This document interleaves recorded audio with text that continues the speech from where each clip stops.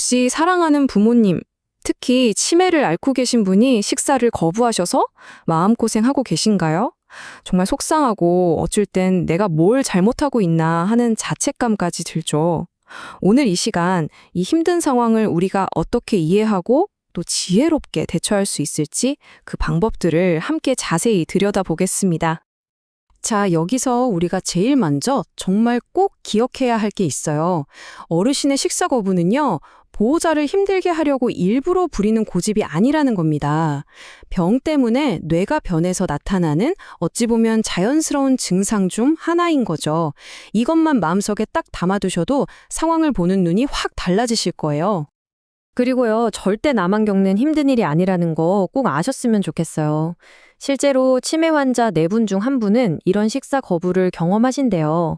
그러니까 지금 이 순간에도 정말 많은 분들이 여러분과 똑같은 고민을 하고 계신다는 뜻이죠. 혼자가 아니라는 걸 꼭 기억하세요. 자, 그럼 도대체 왜 이런 일이 생기는 걸까요? 그 이유를 제대로 알아야 우리가 좌절하는 대신에 좀 더 따뜻한 마음으로 다가갈 수 있거든요.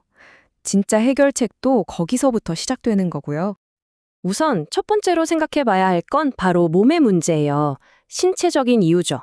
겉으로는 잘 안 보이지만 먹는 것 자체를 힘들고 고통스럽게 만드는 변화가 몸에 있을 수 있거든요. 어쩌면 우리가 놓치고 있었을지도 모르는 그런 부분들부터 한번 살펴볼게요. 생각해 보세요. 틀니가 잘 안 맞아서 잇몸이 아프실 수도 있고요. 아니면 눈에 잘 안 보이는 충치나 다른 염증 때문에 통증이 있을 수도 있어요.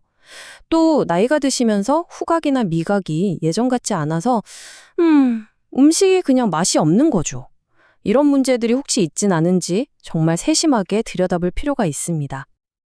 자, 다음은 인지적인 원인인데요. 이건 치매가 뇌에 직접적으로 영향을 미치기 때문에 생기는 문제들이에요.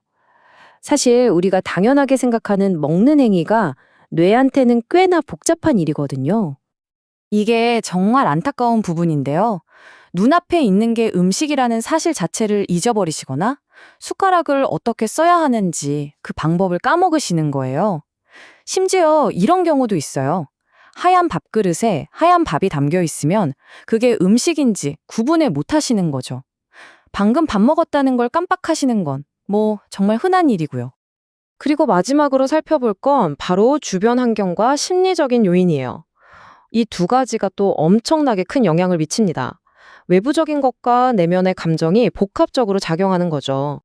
TV 소리가 너무 크거나 주변이 막 어수선하면 당연히 밥에 집중하기 힘들겠죠?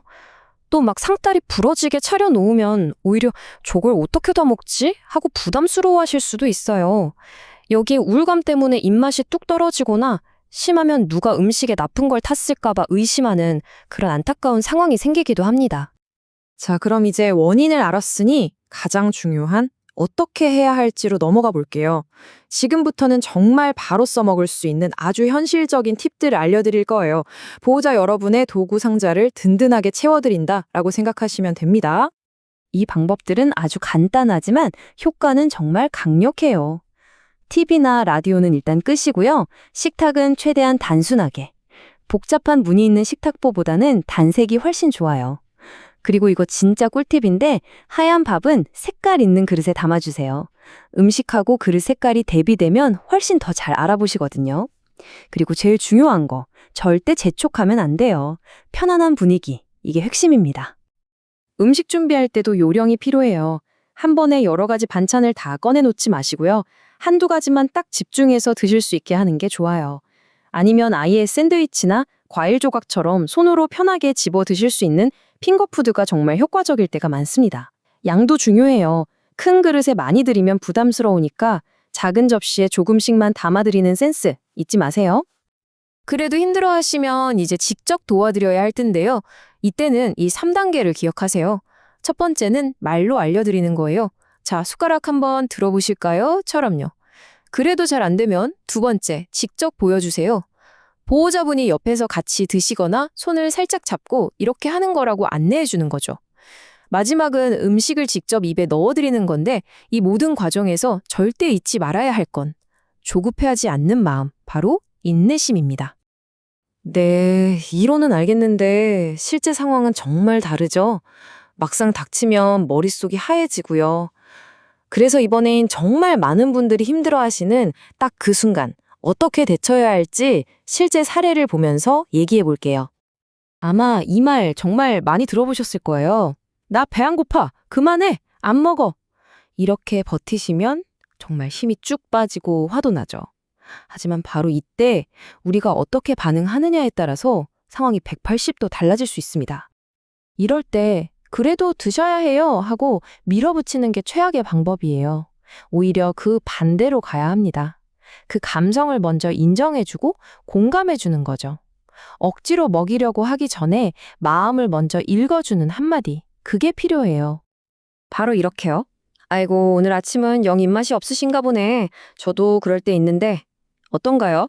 이렇게 먼저 마음을 알아주면 어르신은 내 마음을 알아주는구나 하면서 안정을 찾으세요.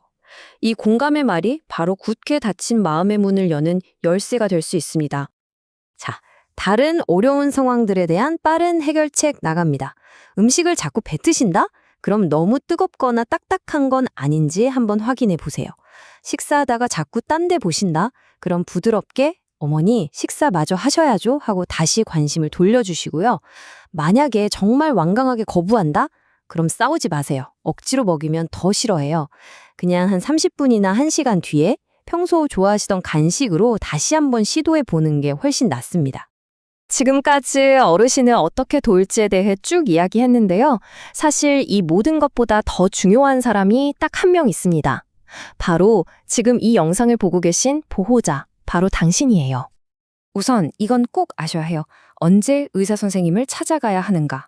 체중이 계속 빠지거나 며칠째 거의 못 드시거나 특히 음식을 삼킬 때 사례가 심하게 들린다거나 여기 나오는 이런 신호들이 보이면 절대 망설이지 마시고 병원에 가셔야 합니다.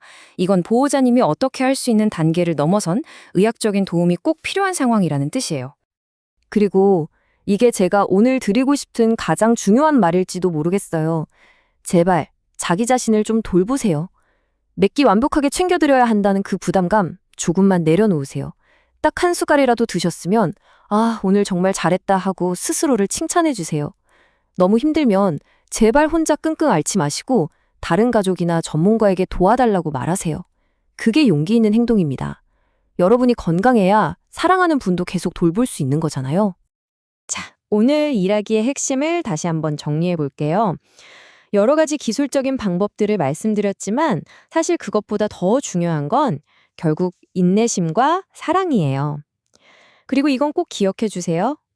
어르신이 식사를 거부하는 건 여러분의 돌봄이 부족해서가 절대 아닙니다.